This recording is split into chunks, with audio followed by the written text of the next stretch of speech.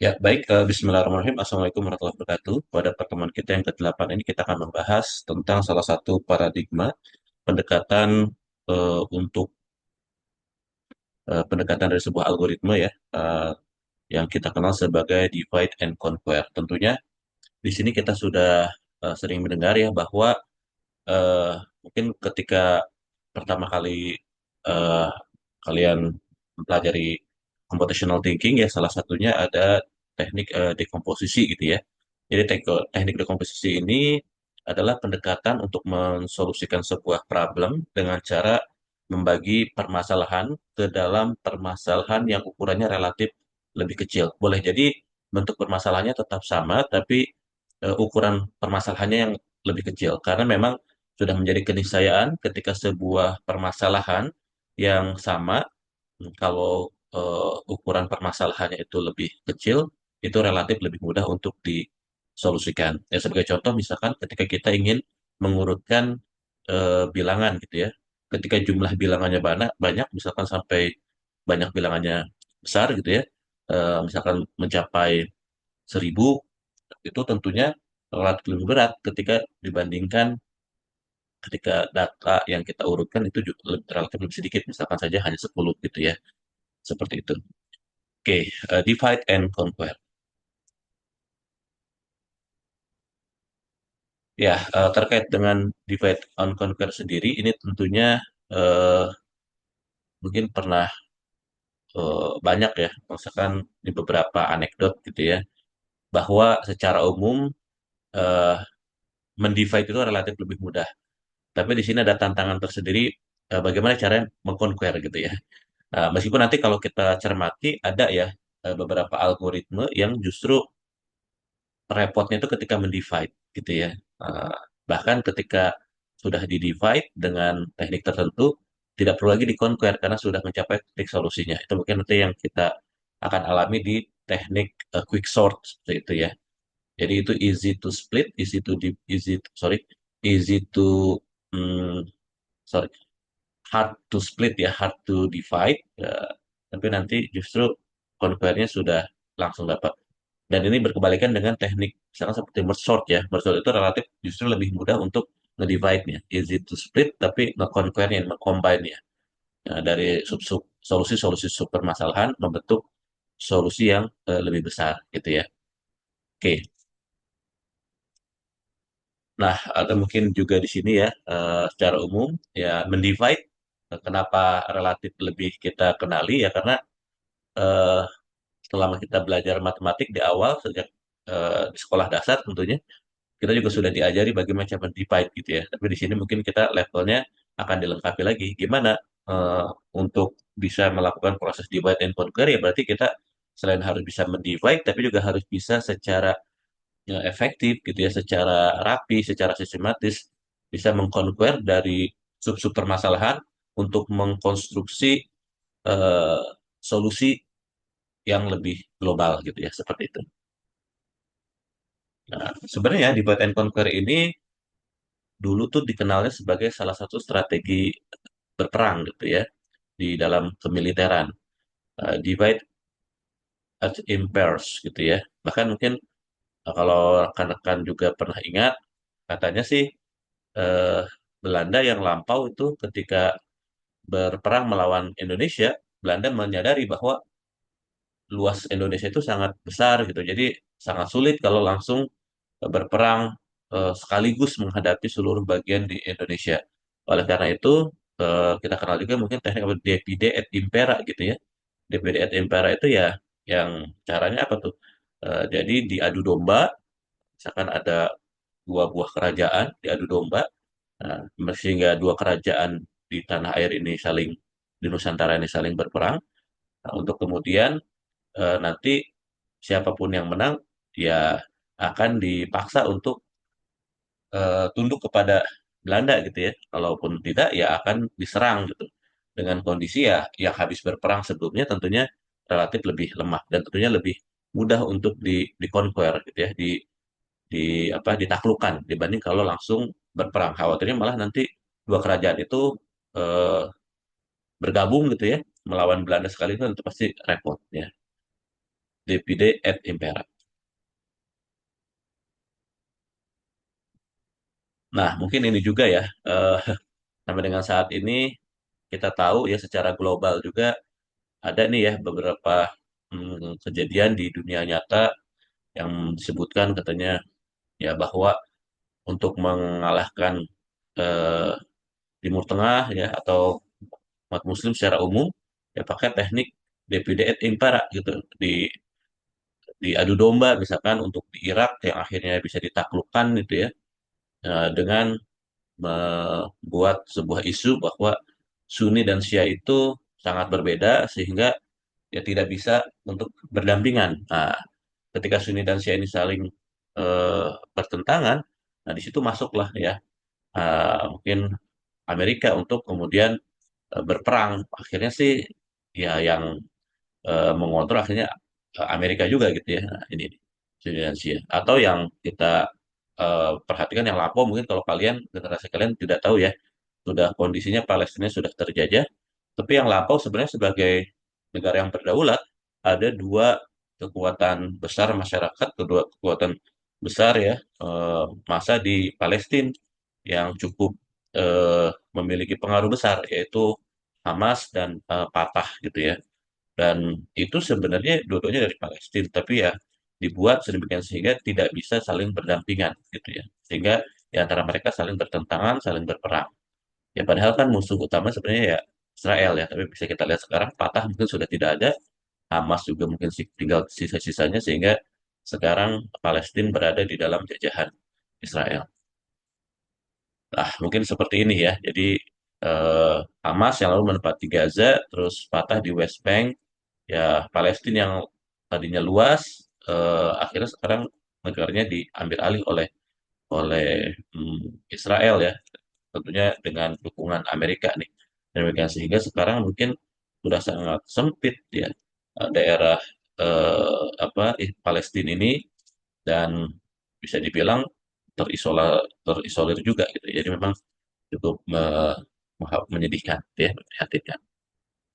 Oke, kita kembali ke bahasan kita pada pertemuan kali ini.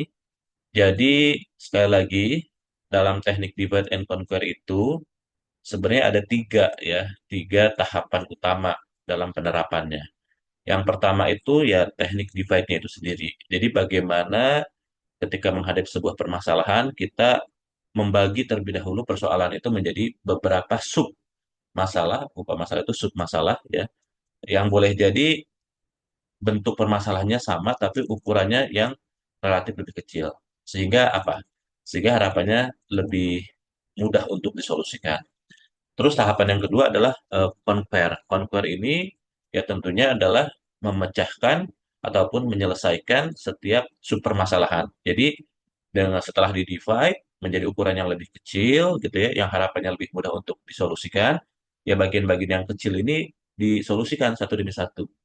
Nah, conquer. Jadi ya, jadi misalkan sebagai contoh kita punya permasalahan eh, utamanya ya misalkan 100% gitu ya, terus kita bagi menjadi 4 berarti 25%, 25%, 25%, 20%. Nah, sehingga selanjutnya kalau 25% ini permasalahan yang relatif mudah untuk kita conquer, ya udah langsung kita conquer tuh 25% itu. Nah, di setiap 25% kita conquer, akhirnya kita punya 4 solusi ya, 4 solusi dari setiap super masalahan. Kita punya masing-masing satu solusi dari setiap super masalah. Kalau tadi dibagi jadi 4, ya berarti kita punya 4 subsolusi. Nah, tentunya seringkali ketika kita sudah punya 4 subsolusi ini, ya kita belum sampai ke titik mendapatkan solusi globalnya. Nah, sehingga ada perlu tahapan yang berikutnya itu mengcombine. Mengcombine ini adalah menggabungkan ataupun mengkonstruksi solusi-solusi dari sub masalah menjadi solusi globalnya, solusi utamanya, solusi permasalahan seluruh. Gitu. Jadi yang dari solusi 20%, 20%, 20%, 20% ini dikonstruksi untuk mendapatkan ya sub solusi yang 100% gitu ya. Nah, ini mungkin sudah tidak asing ya kita lihat ini adalah salah satu contoh ilustrasi bagaimana sebuah permasalahan itu kita divide ya. Jadi ada permasalahan P seperti ini ya, ada permasalahan P, mungkin ini P relatif sulit kalau kita langsung solusikan saat itu juga. Maka yang kita lakukan adalah coba deh P-nya dipecah ya menjadi P1 dan P2. Oh, kayaknya P1 P2 masih cukup rumit nih untuk kita solusikan. Coba kita pecah lagi setiap P1 menjadi P11 dan P12. P2 menjadi P21, P22 dan seterusnya. Hingga akhirnya kita mungkin dapat mencapai ke titik ketika ada sub permasalahan itu relatif lebih mudah untuk kita solusikan. Berarti langsung kita solusikan. Nah, gitu ya. Kita solusikan, jadi misalkan katakan saja udah yang degree setelah pembagian yang ketiga kalinya ya, P11 bisa kita solusikan secara direct, secara langsung. P112 juga demikian, sampai P22 juga kita solusikan secara langsung. Nah, untuk kemudian kita dapat dari solusi-solusi sub permasalahan ini, kita combine. Nah, ini nih. Jadi kalau ini katakan saja berarti ini kan tadi eh, apa permasalahan utamanya yang 1%-nya ya ini setengah bagian ada dua seperempat seperempatnya seperdelapan seperdelapannya berarti di sini dari yang seperdelapan solusi dari setiap seperdelapan supermasalahan membentuk solusi yang lebih besar gitu ya jadi perempatnya dari setiap sepasang seperempat subsolusi kita combine membentuk solusi yang setengahnya dari dua solusi yang setengah dari persoalan ini kita akhirnya bisa mengkonstruksi solusi utuh, solusi eh, permasalahan seluruhnya. Jadi ini tahapan divide-nya, ngebaginya, ya yang ini. Dan tahapan solve-nya, ya boleh jadi proses conquer gitu ya. Mungkin solve itu ya kita masuk ke conquer gitu ya. Terus combine itu adalah ketika menggabungkan ataupun eh, mengkonstruksi gitu ya, konstruksi subsolusi yang lebih besar. Nah, eh, objek persoalan itu ya bisa kita divide berdasarkan yang sering kali dilakukan adalah berdasarkan ukuran input, meskipun tidak selalu. Bisa juga yang kita divide itu berdasarkan fungsi ya, jadi dekomposisi fungsi bisa juga. Nah, tapi kalau yang menggunakan input, ya biasanya nanti eh, yang kita bagi itu adalah problem size-nya, misalkan ukuran datanya dan lain sebagainya. Nah, setiap sub permasalahan, sub masalah itu secara umum biasanya sih memiliki tipe permasalahan yang sama dengan permasalahan aslinya, tapi yang membedakan lebih kepada apa? Ukuran permasalahannya yang relatif lebih kecil gitu, sehingga relatif lebih mudah untuk kita solusikan secara langsung. Nah, memang teknik divide and conquer ini eh, salah satu ininya ya apa? Salah satu penyebabnya kenapa banyak digunakan karena memang secara intuitif, secara natural ini lebih lebih mudah gitu ya dipahami pendekatannya sehingga dan ini lebih sederhana dibandingkan rekursif sehingga banyak yang digunakan ya. Tapi dengan catatan memang divide and conquer ini dianggap baik ya dan kemungkinan efektif ketika apa?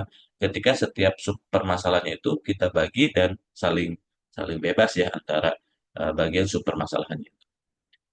Nah, jadi berikut mungkin adalah algoritma divide and conquer secara umum. Jadi tentunya kita punya suatu prosedur divide and conquer. Terus di sini yang menjadi salah satu inputnya biasanya adalah problem size-nya, n, ya, jumlah data yang akan di divide and conquer. Terus di sini mungkin dideklarasikan beberapa variabel pendukung. Nah, secara umum adalah berikut ya. Selama n-nya lebih kecil sama dengan n0, nah, artinya n0 ini bisa jadi adalah suatu threshold titik yang dinyatakan kalau ukurannya n0 ini berarti apa? Udah udah apa namanya? Udah sederhana ya, sehingga bisa kita lakukan secara secara langsung conquer-nya, solve-nya gitu ya. Mensolusikannya itu bisa secara langsung. Jadi jika n-nya sudah mencapai lebih kecil sama dengan nol, ya berarti nggak usah kita divide lagi gitu.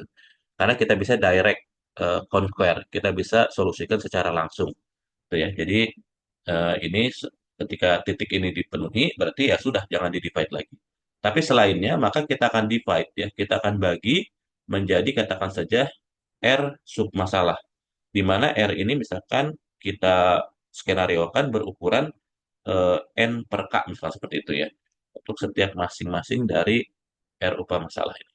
Nah, jadi di sini kita divide ya. Akhirnya kita secara rekursif kita divide conquer lagi tapi di sini ukurannya bukan N lagi, tapi sudah lebih kecil, di mana K ini bilangan bulat positif ya tentunya ya, N per K. Nah, lebih lanjut nanti mungkin kita punya sebanyak R apa solusi ya, punya solusi dari R upah masalah dan untuk itu perlu kita combine gitu ya. Mungkin sebagai contoh kalau kita ulangi ya, di sini katakan saja di sini kalau untuk ini kalau yang paling apa mirip ini kan seperti apa? Merge sort ya. Merge sort itu kita punya data seukuran n, kita bagi dua, kita bagi dua, kita bagi dua, dan titik tidak dibagi duanya lagi, ya, titik tidak di divide lagi sampai dengan datanya tinggal satu. Kenapa? Karena kalau datanya satu, dia secara otomatis sudah tersolusikan dengan sendirinya. Karena kalau datanya cuma satu, ya otomatis sudah terurut gitu ya. Merge sort ini kan algoritma untuk mengurutkan. Padahal ya di sisi lain ketika datanya kita pecah sampai terbagi sampai tinggal sendiri, tinggal satu, maka bisa dibilang ini apa? Ya kita ngebagi-ngebagi tahu-tahu ketika tinggal satu ya sudah datanya tersolusikan dengan sendirinya karena dia sudah sendiri gitu ya dan sudah terurut kalau sendiri. Nah, tapi memang setiap berarti di sini kalau kalau di merge n nolnya itu satu ya, karena ketika sudah satu tidak lagi dibagi dua, tidak lagi di divide. Nah, tapi tadi dari setiap solusi yang satu-satu itu ya perlu kita combine. Gimana dari yang satu membentuk yang dua, dari yang dua dengan yang dua membentuk yang empat, dari sepasang yang empat membentuk solusi yang delapan dan seterusnya. Dengan teknik combine, kalau di merge sort itu namanya adalah teknik merge. Oke, nah ini sebagai contoh ya, ya itu mungkin ini juga mirip seperti merge ya, ini seperti teknik merge sort. Misalkan kita membagi permasalahannya senantiasa menjadi dua submasalah. Membagi dua berarti ya, dan ukurannya sama. Ya berarti kalau ukurannya sama bagi dua, saling bebas, kalau kita punya N, data aslinya, maka data ketika sudah di-divide pada tahapan pertama kali nge-divide akan problem size-nya menjadi berukuran N per 2 gitu ya. Nah, di sini katakan saja kalau N-nya lebih kecil daripada N0, maka jangan dibagi lagi. Tapi kalau misalkan masih lebih besar daripada N0, maka di-divide lagi. Masing-masing berukuran setengahnya, karena dibagi dua, sama besar. Terus secara rekursif kita terapkan divide and conquer juga dengan permasalahan yang ukurnya tinggal N per 2. Kalau sudah dapat, ya bisa dibayangkan, misalkan saja ini sudah terselesaikan, setengah pekerjaan yang ini ya, yang bagian pertama dengan setengah pekerjaan yang bagian kedua kita perlu combine ya. Nah, ini baru dapat solusi setengah-setengahnya. Tapi untuk mendapatkan solusi yang 100%-nya adalah perlu kita combine. Nah, ini juga mungkin kalau kita representasikan dalam bentuk apa? Dalam bentuk eh, persamaan rekursifnya seperti ini ya. Jadi kalau n-nya lebih kecil daripada n0, langsung solusikan pakai teknik langsung gitu ya untuk mensolusikan yang permasalahan G ukuran apa permasalahan divide kodel ini untuk ukuran n yang lebih kecil daripada n0. Nah, tapi kalau misalkan tidak atau masih lebih besar, maka kita akan divide. Nah, ini menjadi dua bagian yang ukurannya masing-masing sama ya, setengah dari ukuran data totalnya dan ditambah dengan Fn ini adalah langkah yang diperlukan untuk mengcombine ya dua subsolusi yang diperoleh dari yang depan ini. Gitu.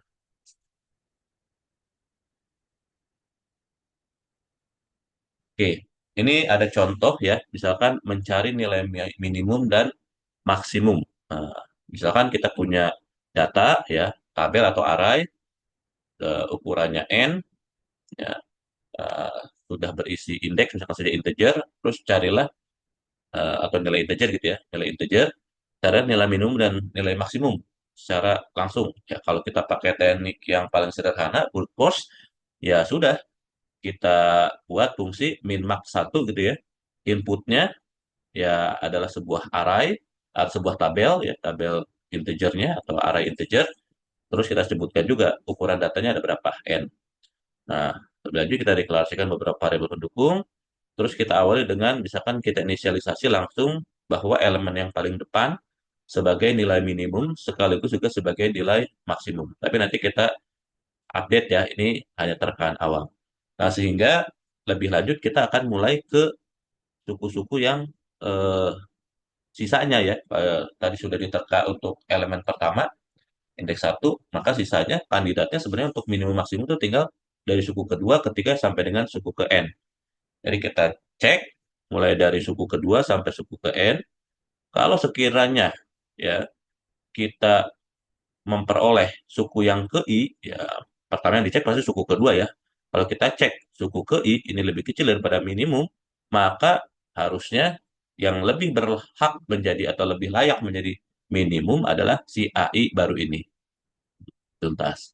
Demikian juga kalau ternyata pada saat pengecekan suku yang ke I dari kedua sampai I2 sampai dengan yang terakhir IN, kita temukan suku ke I yang lebih besar daripada maksimum, maka yang lebih layak untuk menyandang predikat maksimum adalah suku yang ke I tersebut. Nah, ini kalau kita analisis berapa algoritmenya, ya tentu adalah ini dari 2 ke N berarti ada N-1 langkah. Kalau N-nya datanya sebanyak N ya, N-1 langkah. Ditambah yang ini adalah N-1 langkah juga. Jadi kalau dijumlahin, cari minimum N-1, cari maksimum N-1, ya totalnya 2N-2. Ya kalau kita notasikan dalam bentuk kompleksitas Big O, kita fokus kepada eh, apa derajat tertingginya, ya berarti Big O N seperti itu. Nah, bagaimana kalau misalkan kita terapkan teknik divide and conquer? Nah, ya, berarti katakan saja kita punya data seperti ini. Jadi sama nih, cari minimum maksimum, tapi pakai pendekatan divide and conquer. Kalau tadi kan langsung kita sapu, ya kita scan ya dari kiri ke kanan. Dapatnya big O N ya. Nah, sekarang gimana nih kalau pakai teknik divide and conquer? Nah, kalau teknik divide and conquer, ya misalkan kita bagi ya dari data yang masih sembarang ini, jadi tidak terurut, kita bisa lihat, kita divide menjadi dua bagian, gitu ya. Terus kita solve misalkan kalau datanya sudah cukup kecil gitu ya. Tentunya kalau di kasus ini berarti ketika datanya sudah lebih kecil sama dengan 5 ya kayaknya nih ini N0 ya. Kita dapatkan misalkan kalau yang 4 ini dapat minimumnya 4, maksimumnya 23. Yang kanan minimum 1, maksimum 35. Dan untuk kemudian mengcombine itu adalah memperbandingkan minimum versus minimum, maksimum versus maksimum. Minimum yang terkecil akan menjadi minimum keseluruhan. Maksimum yang terbesar akan menjadi maksimum keseluruhan. Seperti itu. Nah, ini mungkin divide-nya sampai dengan ukuran datanya 4 atau 5. Nah, ukuran tabel hasil pembagian dapat dibuat cukup kecil tentunya ya. Sedemikian sehingga proses untuk mengconquernya, mensolusikannya sangat trivial, sangat mudah gitu ya. Nah, ukuran kecil itu biasanya ya satu elemen atau misalkan dua elemen. Tadi kan 4 sama 5 ya. Nah, jadi mungkin di sini kita bisa lihat pendekatan divide and conquer untuk mencari nilai minimum dan maksimum itu eh, kita akan nyatakan katakan saja N0-nya tuh satu, jadi satu dan dua gitu ya, satu atau dua. Jadi akan di divide terus selama masih lebih besar daripada dua gitu ya. Jadi kita cek untuk kasus N sama satu dan N sama dengan dua. Kalau N1 ya udah langsung dapat solusinya. Maka yang menjadi minimum dan menjadi maksimum adalah bilangan itu sendiri yang cuma satu-satunya. Ya. Tapi kalau ada dua, ya berarti harus kita perbandingkan. Yang kecil akan menjadi minimum, dan yang besar di antara dua bilangan itu akan menjadi maksimum. Gitu. Lalu gimana untuk kasus N-nya lebih besar pada dua? Oh, ini berarti kita butuh divide lagi. Divide bagi dua tabel menjadi dua bagian yang sama sama ukurannya gitu ya. Misalkan sisi kiri A1 dan sisi kanan A2. Nah, terus kita lakukan ini sampai nanti mungkin ya ke titik yang bisa kita direct solve gitu ya, bisa kita langsung solusikan. Nah, ketika sudah diperoleh hasilnya, ya sudah di divide dan di conquer, ya, conquer dari sini nih, ya akhirnya ya mungkin kita akan memperoleh, ya ini mungkin waktu mengconquer ya, yang sisi kiri A1, yang ukurannya tinggal N per 2, kita akhirnya nanti memperoleh min 1 dan max 1. Ya ini sisi kiri kanan A2, ya kita peroleh solusinya min 2 dan max 2. Dan cara mengcombine ya tadi, kita perbandingkan solusi untuk minimum sisi kiri dan sisi kanan, begitu pun untuk maksimum sisi kiri dan sisi kanan. Bagaimana analisis algoritma kita lihat ya nanti lebih lanjut nih. Kita bisa cek di sini, berarti kalau datanya seperti ini, kita bagi dua dulu, terus dibagi dua lagi, tadinya ada berapa nih? Ada 9 ya, ada 9 datanya. Kita bagi dua, misalkan yang lebih kecil di sisi kiri, berarti 4 berbanding 5, 4 lawan sisi kiri 4. sisi kanan 5, terus kita bagi dua lagi, ya sisi kirinya lagi menjadi 2 dan 2 gitu ya. Terus yang sisi kanan pecah menjadi 2 dan 3, terus kita lakukan karena sudah 2 ya, ini bisa kita solve secara langsung gitu ya. Kan cukup ngebandingin sekali ya, ini ya, atau ngebandingin 2 kali mungkin ya, bandingin 2 kali. Kalau yang datanya ada berdua begini 2 kali. Kalau ini sekali ya langsung. Karena ini kita cek kan, sorry, ngebandingnya kayak, ya cukup sekali ya, cukup sekali, sorry. Misalkan mengecek mana yang minimum sama maksimum antara 4 dan 12, ya cek aja. If kiri lebih kecil daripada kanan, maka yang kiri jadi minimum, yang kanan jadi maksimum. Selainnya, maka yang kiri jadi maksimum, yang kanan jadi minimum. Jadi cukup ngebandingin sekali aja, gitu ya. Untuk setiap mensolusikan. Makanya dua itu udah nggak usah dipecah lagi karena itu sudah cukup sederhana. Nah, katakan sih kita peroleh di sini minimum 4, maksimum 12, di sini minimum 9, maksimum 23, minimum 1, maksimum 21, yang di sini sendirian, minimum maksimum adalah dia sendiri, 35, 2 sama 24, minimumnya 2 dan maksimumnya 24, itu kita sebut sebagai tadi apa tuh? Subsolusi. Nah, dari subsolusi ini kita akan coba mengkonstruksi solusi yang lebih besar ya. Misalkan minimumnya eh, ya yang 4, 12 sama 2, 3, 9 ini, sub ini dengan sub ini kita dapatkan solusi mereka berempat adalah yang lebih global ya. Solusinya minimumnya 4, maksimumnya 23. Karena ini yang terbesar, yang terkecil 4, 4 versus 9, 12 versus 23. Demikian juga untuk sub-sub yang lainnya. Lebih lanjut lagi misalkan di sini ya, yang berempat sama yang berdua ini, mungkin ini yang berdua, sisi kanan dulu ya. 2 sama 3 ini, maka minimumnya di antara bagian permasalahannya adalah 1, maksimumnya adalah si 35. Dapat. Dan terakhir, kita konstruksi lagi untuk yang bagian kiri berempat sama bagian kanan berlima, ya 4 versus 1 ya dapat 1, 23 versus 35, maksimum cari yang besar berarti 35. Akhirnya kita dapat solusinya. Nah, ini kurang lebih algoritmenya gitu ya. Jadi eh, kita lakukan saja di sini, misalkan ketika elemennya 1 bisa kita identifikasi dengan nilai indeks yang cuma satu-satunya, si I dan J. I ini kita nyatakan sebagai indeks kiri lah gitu ya di dalam area data. J ini indeks kanan. Kalau indeks kiri dan indeks kanan berada pada titik yang sama, berarti itu datanya cuma satu-satunya. Nah, terus yang di sini eh, kalau misalkan 2 elemen ya, maka kita cukup cek ini ya, ngebandingin sekali aja. Hmm. Misalkan yang kiri lebih kecil dibanding yang kanan, maka yang maksimumnya adalah yang kanan, yang minimumnya adalah yang kiri.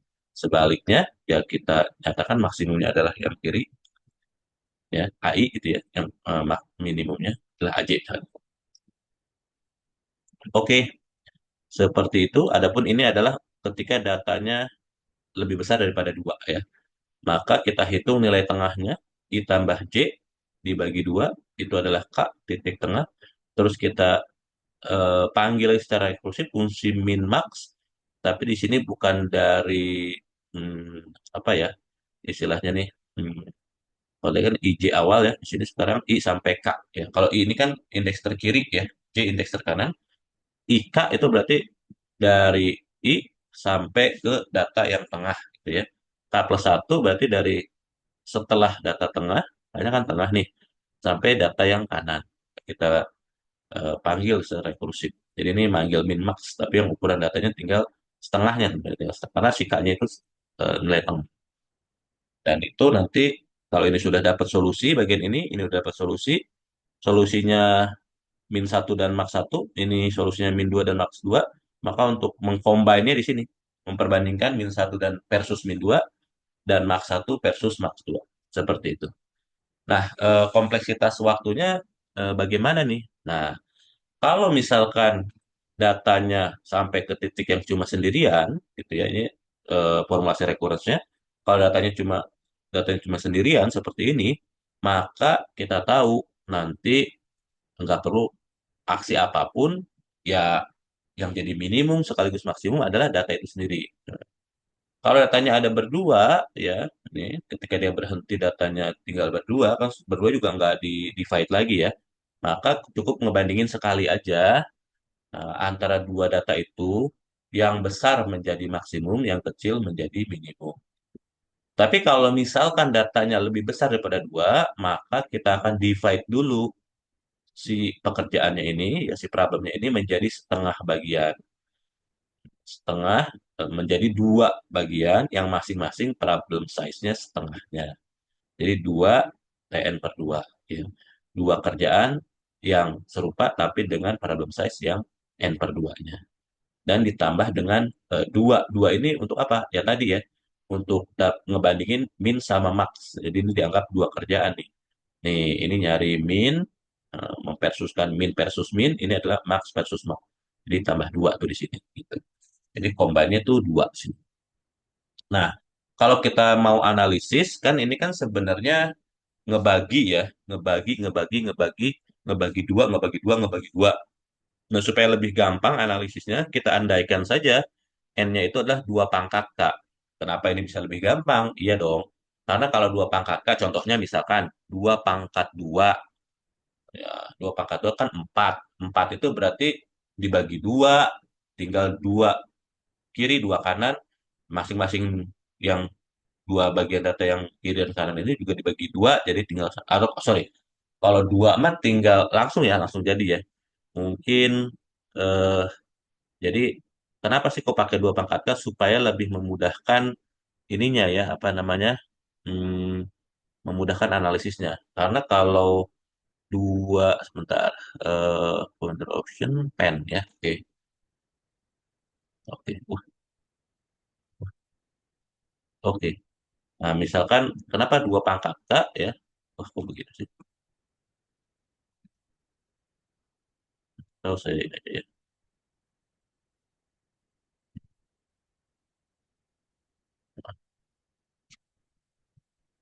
Eh,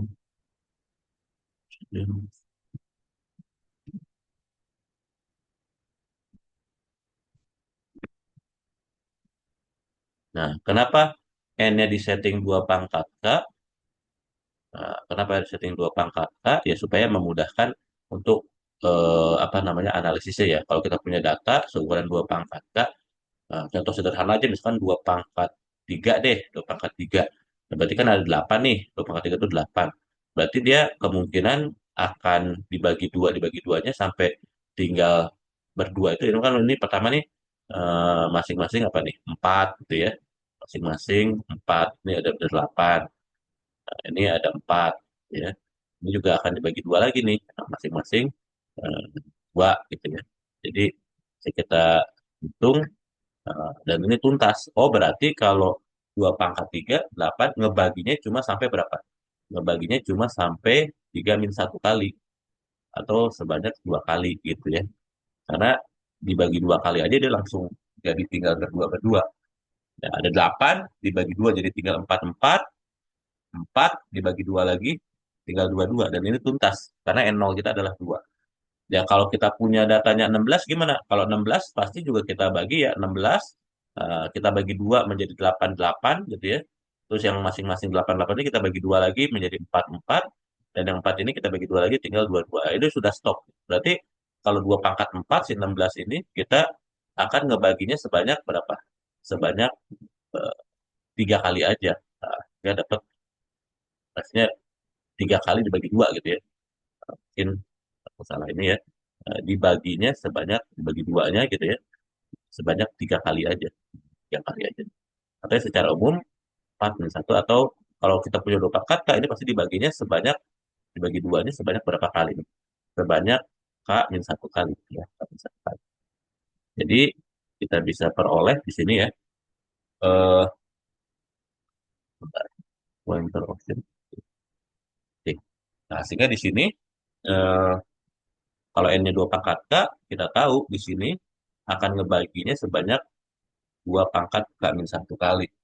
Jadi nanti akan ada hmm, note-note-nya yang paling bawah di bagian leaf-nya akan sebanyak dua pangkat K min satu kali.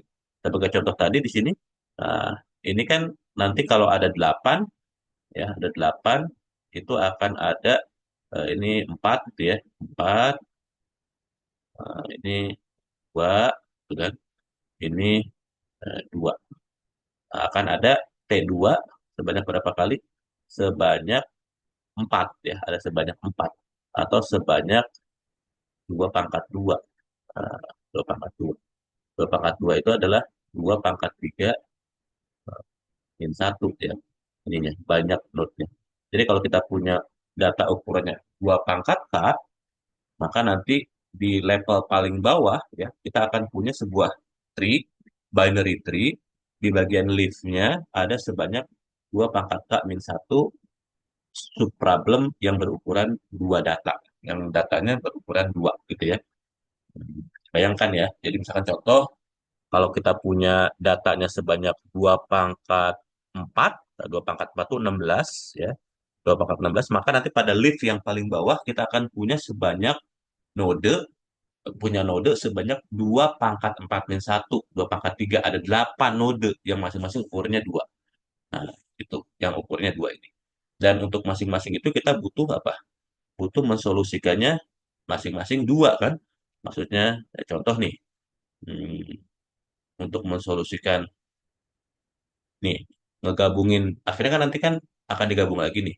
2 sama 2 membentuk yang 4 ya. Ini kita butuh 2. Ini juga 2, 2 membentuk 4. Berarti ini ada 2 kali 2 tambah 2 nih. Untuk yang mana? Untuk yang bawah sini ya. Untuk bagian bawah sini. Untuk bawah sini. Nah, di sini juga gitu nih. Nah, sama nih. Ada sepasang, berarti ditambah 2 lagi. Tambah 2 lagi. Jadi secara umum eh, seperti itu ya. Nah, jadi ada problemnya di sini ya, untuk eh, ada berapa banyak datanya. Ya di sini mulai dari 1 sampai K min 1 gitu ya. Jadi mungkin kalau mau lebih presisi ya, lebih presisi coba ya.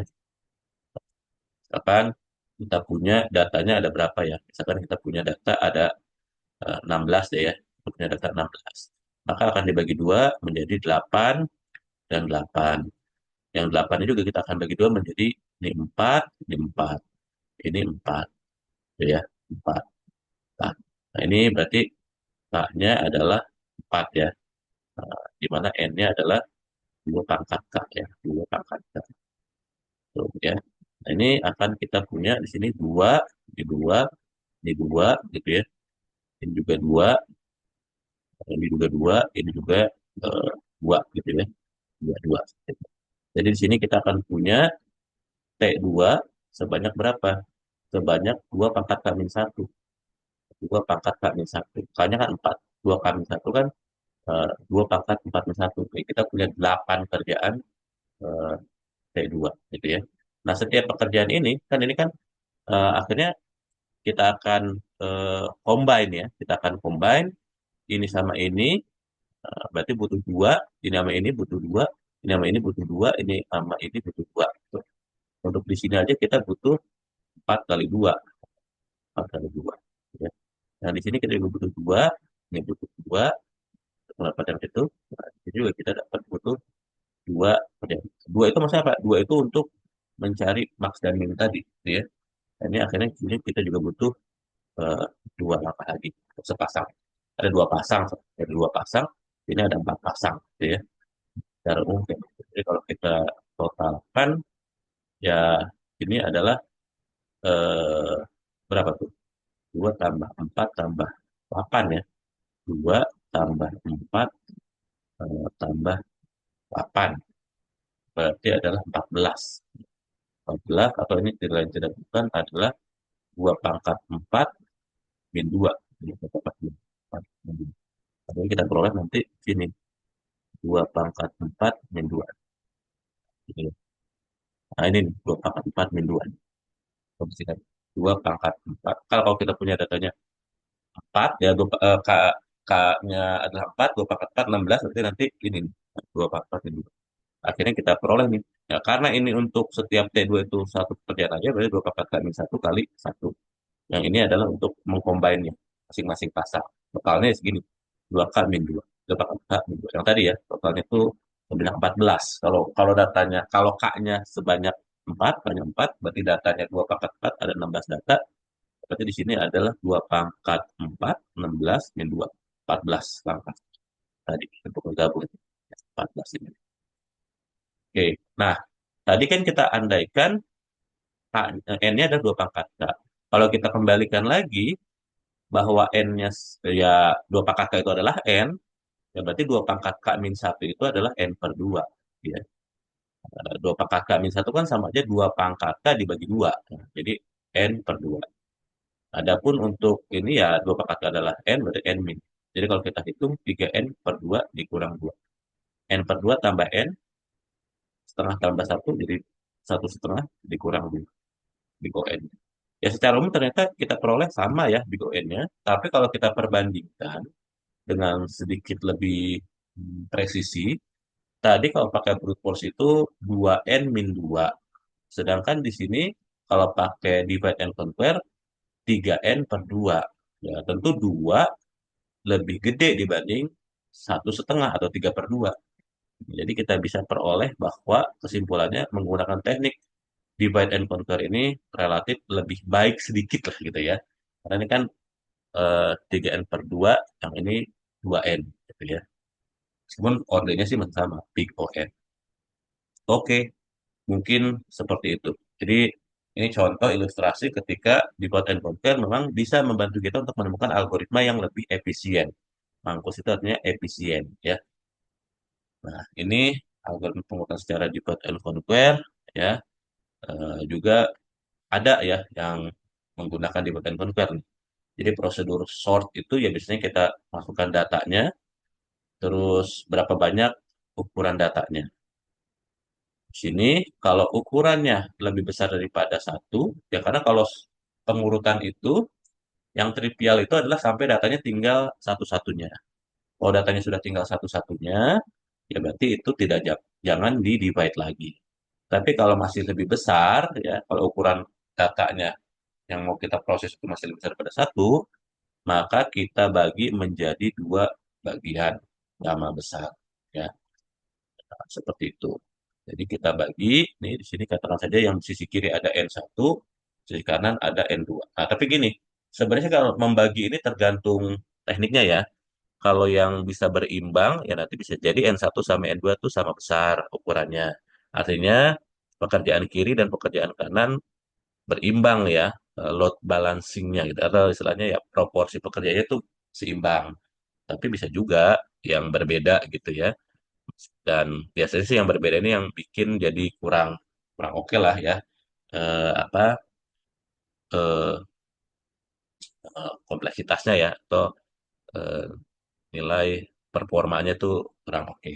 Tapi yang jelas kalau kita punya dua pekerjaan, sisi kiri ada N1 data, sisi kanan ada N2 data, maka kita akan rekursif nih menyelesaikan sisi kiri, menyelesaikan sisi kanan. Nah, boleh jadi nanti kita setelah kita peroleh solusi kiri, solusi kanan, ya kita butuh tahapan aksi, tambahan aksi yaitu mengcombine combine solusi A1 yang di kiri dan solusi A2 yang di kanan untuk memperoleh A yang merupakan solusi keseluruhan. Gitu ya. Nah, ini contoh ya.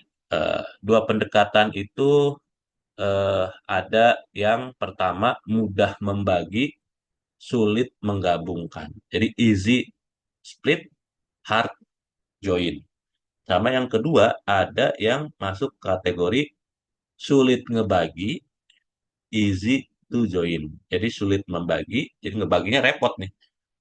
Yang gabunginnya gampang. Nah, contoh yang pendekatan pertama nih, ngebaginya gampang, mengcombine-nya susah, itu adalah algoritme merge sort. Atau ada juga algoritme insertion sort juga ya. Meskipun kalau insertion sort itu kan selalu apa? Sisi kiri yang sudah sorted, yang kanan. Jadi kalau kita lihat merge sort, kita bisa lihat ya sangat gampang. Ngebagi itu bagi dua sampai datanya tinggal sendiri kan gitu ya. Baru, nah merge-nya ini yang butuh biaya ekstra. Jadi ini easy split, tapi combine-nya agak berat ya. Nah, pendekatan yang kedua adalah yang susah membagi. Nah, karena membagi ini nanti sebenarnya kalau contoh yang pendekatan ini adalah quick sort ya. Kalau quick sort itu kan ada pivot ya. Pivot ini akan menjadi data yang membagi eh, si array si apa si array gitu ya menjadi sisi kiri dan sisi kanan. Jadi dia tuh di antara gitu ya, di mana dijamin kalau si data yang menjadi pivot ini sudah berada pada letaknya, maka dijamin yang seluruh data yang di kirinya si pivot lebih kecil semua dibanding dia, dan data yang lebih besar daripada si pivot diletakkan di sebelah kanannya si pivot ini. Seperti itu ya. Dengan catatan kita memang mau ngurutinya dari kecil ke besar, increasing gitu ya. Nah, kita bahas yang pertama dulu. Ini yang gampang ngebagi, susah ngegabungin. Ya, ngebagi itu di merge. Ini contohnya algoritma merge sort. Ngebagi itu sangat gampang. Bagi dua aja langkahnya. Selama indeks kiri sama indeks kanan belum berada pada titik yang sama, atau dengan kata lain, ukuran data yang mau dikerjain, yang diurutkan belum tinggal satu, maka kita bagi dua, cari titik tengahnya, terus setengah data di sisi kerjaan kiri, tengah data di sebelah kanan. Nah, itu kan sangat mudah ya. Nah, terus ini juga bagi dua lagi ya. Bagi dua, bagi dua sampai tinggal apa? Tinggal sendiri-sendiri. Nah, setiap yang sendiri-sendiri itu pada akhirnya nanti kita apa? Kita konstruksi membentuk eh, bagian pekerjaan yang bagian solusi yang lebih besar gitu ya. Nah, meskipun ya tadi tuh merge-nya itu yang relatif lebih repot ya. Oke, kita lihat ya algoritma merge sort untuk kasus n sama dengan satu di merge sort itu, maka tabelnya langsung solve karena kalau data sendirian dia otomatis terurut. Adapun kalau ukuran datanya, ukuran permasalahannya lebih besar daripada satu, maka akan kita divide menjadi dua bagian. Hitung ya, titik pembaginya adalah titik tengah, ya, kiri tambah kanan bagi dua, lalu kita akan punya dua bagian. Sisi kiri itu adalah dari kiri sampai tengah, sisi kanan adalah dari indeks tengah plus satu sampai kanan, gitu ya. Nah, selanjutnya kita akan conquer setiap bagian ini. Ya sebenarnya memang direct conquer-nya sendiri adalah ketika apa? Ketika n-nya sama dengan satu gitu ya. Nah, merge ini nih, ngegabungin ini yang memang butuh butuh biaya tambahan nih. Gimana caranya dari solusi yang cuma satu-satu membentuk yang terurut berdua, dari masing-masing yang eh, terurut dua data membentuk yang empat data gitu ya. Yang empat data masing-masing terurut di merge membentuk yang 8 data dan seterusnya. Nah, ini contohnya ya, misalkan nih. Ini kita bisa lihat ada dua bagian data, A1 kerjaan kiri katakan saja, A2 adalah kerjaan kanan yang sudah tersolusikan. Bisa kita lihat tersolusikan dari mana? Bahwa A1 udah terurut tuh, 1, 13, 24. A2 juga adalah sudah terurut, 2, 15, 27. Nah, sehingga gimana nih caranya? Nah, caranya adalah diperbandingkan. Yang kecil akan di pop duluan untuk nanti disetorkan di matriks gabungannya, di array gabungannya, ya, si B ini. Jadi pertama satu versus 2, lebih kecil satu maka satu yang keluar. Nah, terus geser nih satunya ke sini. Ya, yang dibandingkan berikutnya yang belum keluar. 13 sama 2, 2 yang keluar. Nah, 13 sama 15, 13 yang keluar. 24 sama 15, 15 yang keluar. 24 sama 27, 24 yang keluar. Nah, akhirnya dapat.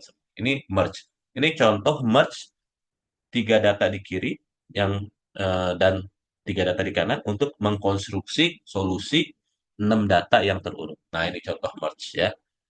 Nah, kalau kita cek ini sebenarnya berapa perbandingan yang terjadi? Ya, ini perbandingan terjadi adalah sebanyak data yang dihasilkan ini ya gabungannya. Jadi kalau ini 3 sama 3 membentuk yang 6, ya butuh merge itu untuk ngebandingin sebanyak 6 kali gitu. Kalau kita punya di sini 8, di sini 8 untuk membentuk yang 16, maka kita butuh 16 kali. Kalau kita punya dua pekerjaan n per 2 sama n per 2 membentuk n, berarti kita butuh n langkah juga untuk merge ini. Jadi untuk merge sendiri ini kompleksitasnya adalah big O n ya. Di mana n itu adalah jumlah data di solusinya itu hasil gabungnya itu berapa banyak ya yang dihasilkan. Ya tentunya biasanya adalah sisi kirinya n per 2, sisi kanannya n per 2 membentuk yang n. Seperti itu. Nah, ini proses merge-nya ya.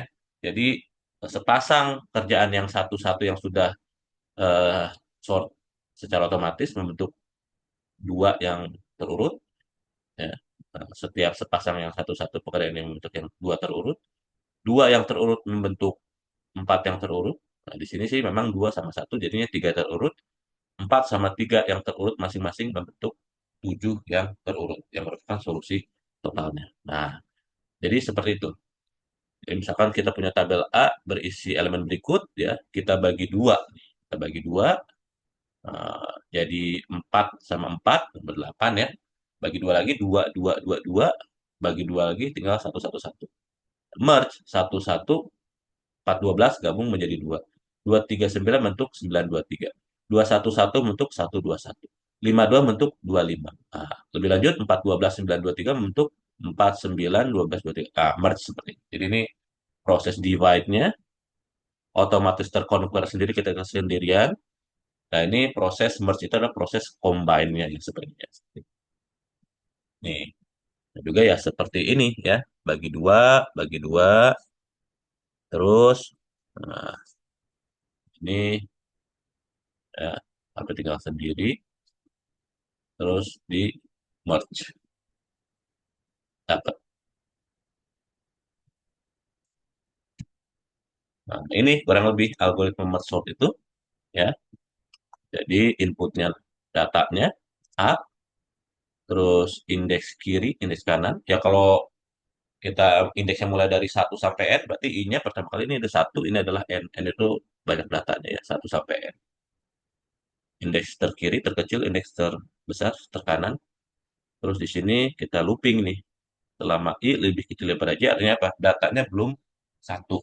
Karena kalau datanya lebih dari 1, itu I sama J tidak berhimpit di titik yang sama.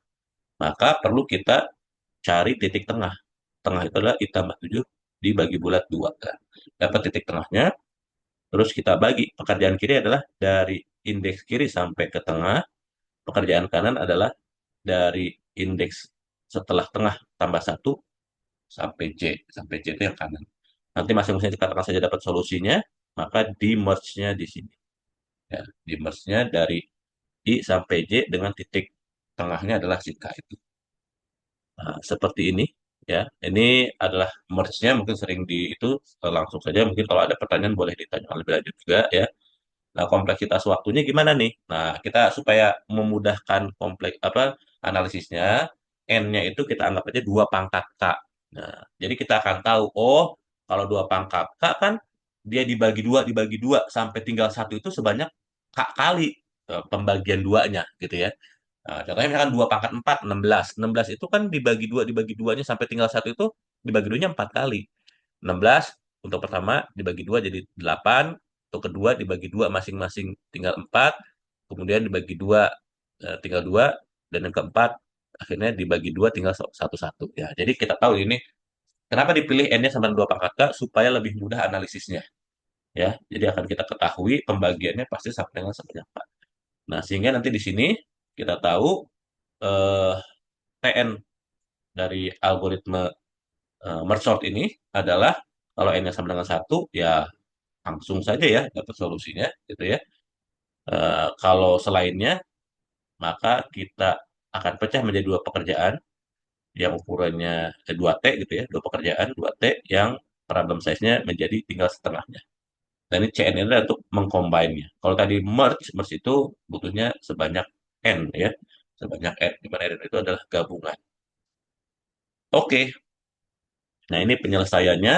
Dan perhatikan bahwa kalau kita N0-nya atau titik tidak dibagi lagi sampai dengan satu, maka nanti kita akan lakukan aksi bagi berikut ya. 2TN per 2 tambah CN, 2TN per 4 tambah CN per 2 tambah CN, kayak gini ya, secara terus-menerus ya. 4, 2 pangkat K, TN per 2 pangkat K, jadi alasan ini. Tambah KCN. Nah, berhentinya jika ukuran tabel terkecil adalah N-nya 1. Yang berarti apa? N dibagi 2 pangkat K sama dengan 1. Maka K-nya adalah, ya ini kita langsung ini aja ya. N sama dengan, eh, bentar, ya. Oke. N per 2 pangkat K. Oke. Dengan 1. Maka K-nya berapa? Kan itu ya. Nah, jadi kan kita berhenti ngebagi N-nya, ya membagi datanya tuh ya, sampai dengan N-nya sama dengan 1 ya. Atau dalam hal ini N dibagi berapa kali.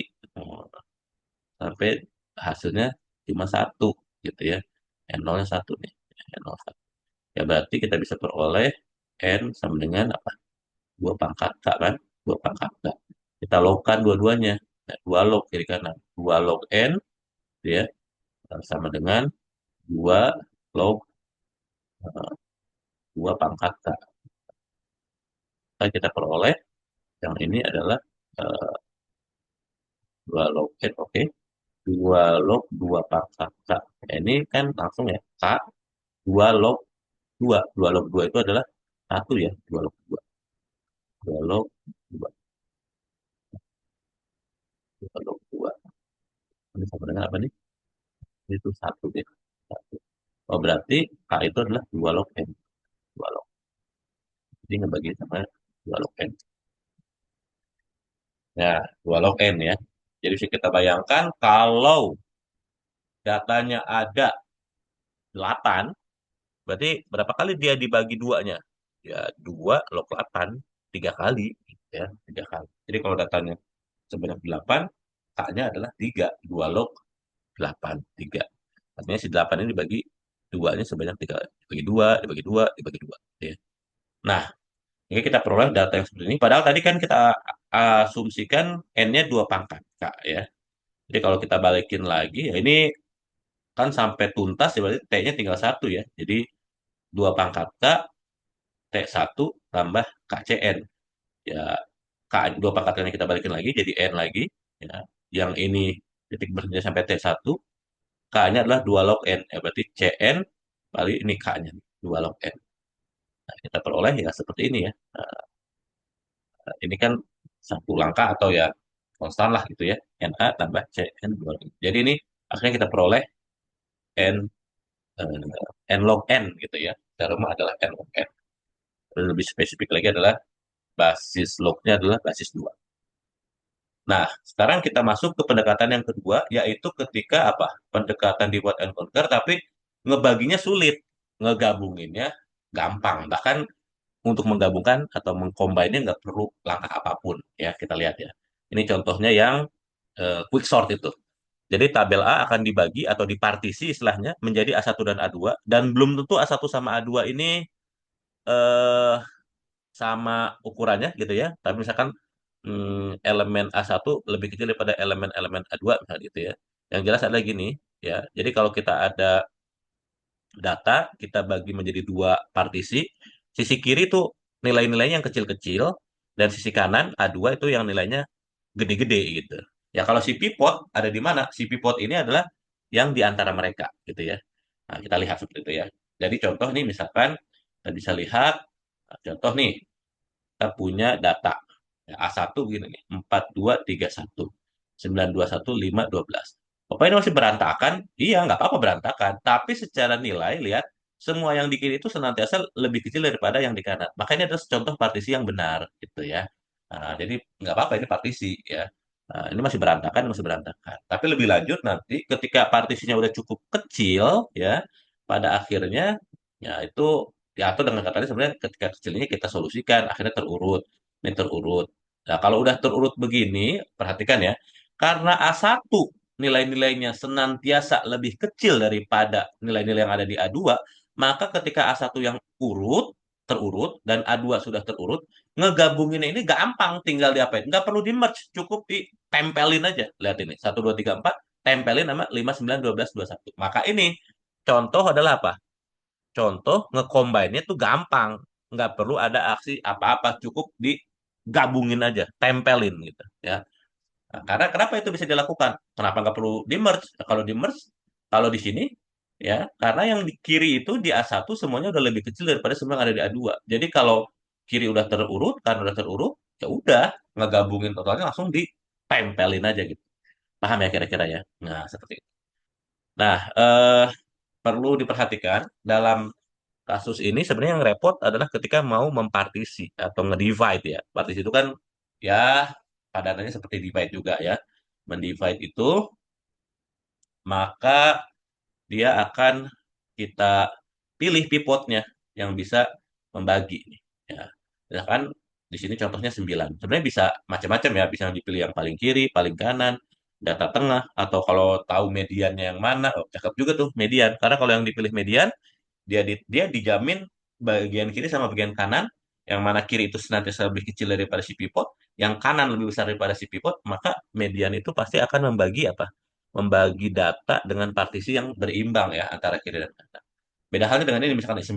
Misalkan 9 kita choose sebagai pivot ya. Nah, semua yang lebih kecil daripada 9 di kiri, semua yang lebih besar daripada 9 di kanan. Nah, ternyata apa? Di kiri ada sebanyak 6 data. Di kanan ada berapa? Cuma 2 data. Ya nggak apa-apa juga sih. Tapi ya ini contoh pembagian menggunakan pada algoritma quicksort itu ya, bahwa tidak senantiasa bagian kiri dan bagian kanan itu ukurannya sama gitu ya. Ini contohnya adalah berapa tuh? Kirinya ada 6, kanannya cuma ada 2. Terus gimana tekniknya? Nah, tekniknya kita akan coba cek ya. Ini. Oke, oke ya. Teknik mempartisi tabel itu adalah ya kita pilih salah satu menjadi pivot, terus dari kiri kita scan ya. Berhenti sampai kita temu di kiri itu ada yang lebih gede dari si pivot X ya, si X ini pivot katanya ya. Nah, kalau misalkan kita nemu, wah ada yang lebih gede nih dari sisi pemindaian yang dari kiri. Dari kiri ya, dari kiri berhenti di situ. Terus sekarang kita pindah dari kanan. Ke dari kanan berarti geraknya ke depan ya, ke kiri ya. Dari kanan ke depan. Nah, terus cari kalau ada yang nemu lebih kecil daripada X, berhenti. Nah, kalau udah nemu di kiri ada yang lebih gede daripada X dan di kanan yang lebih besar yang lebih kecil daripada X, maka itu akan ditukar gitu. Jadi si titik yang AP sama AK ditukar. Nah, gitu. Ulangi ini sampai posisi P+1 dan dari posisi Q-1 sampai kedua pemilihan bertemu di tengah tabel gitu ya. Jadi dari posisi P+1 sampai Q-1 gitu ya. Ulangi dari posisi berarti yang pojok-pojok tuh enggak ya. Contoh nih misalkan, perhatikan.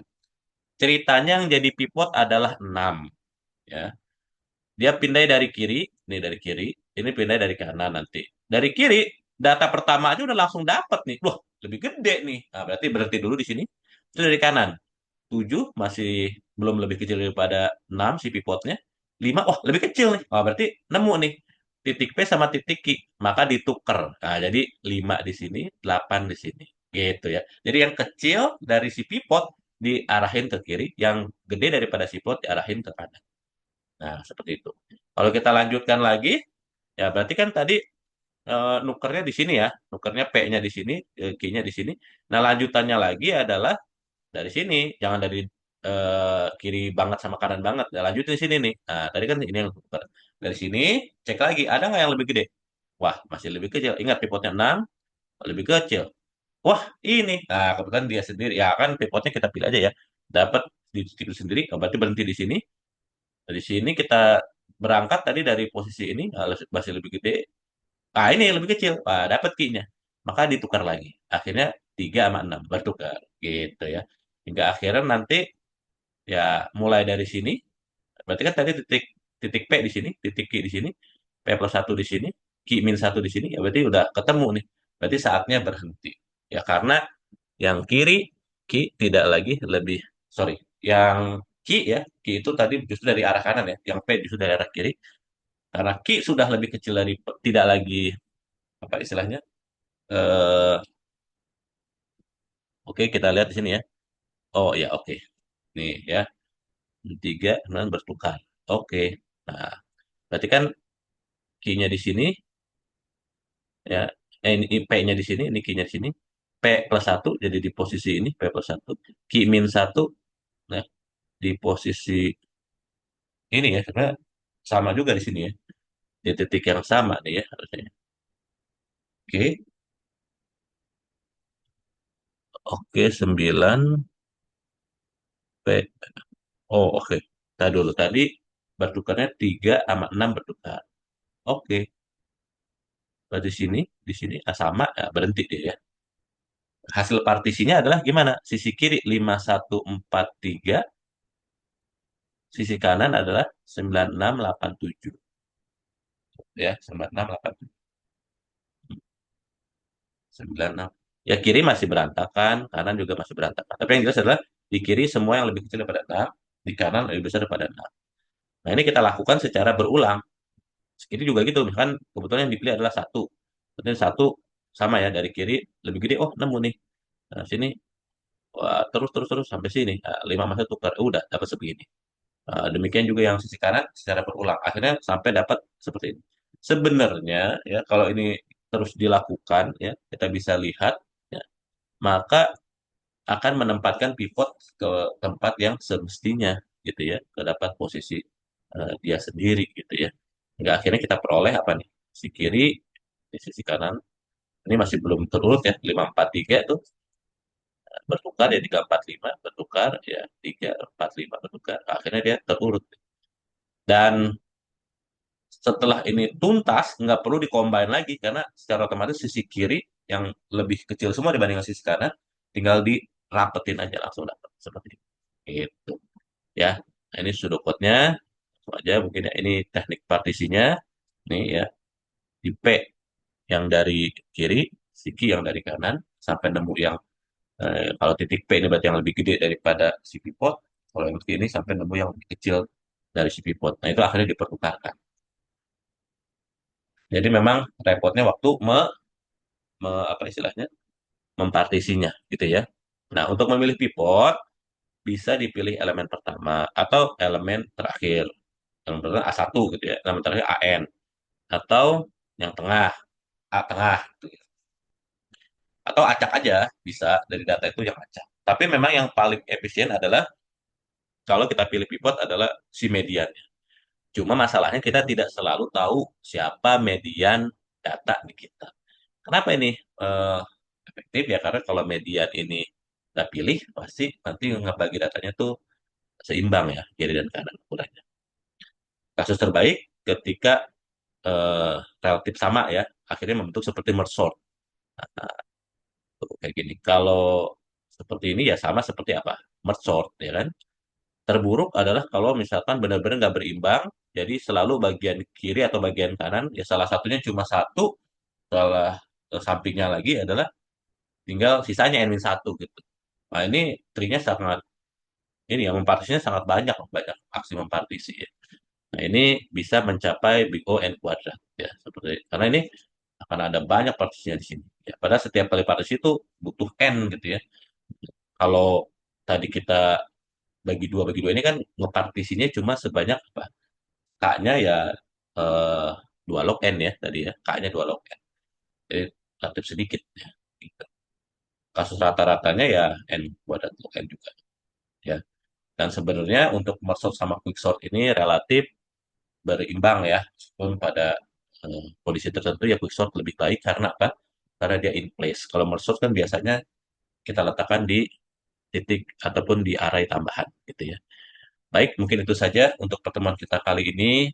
Untuk pertanyaan lebih lanjut, saya rasa nanti kita bisa disampaikan, diskusikan di grup kelas kita. Terima kasih. Mohon maaf jika ada kesalahan. Terakhir, alhamdulillah.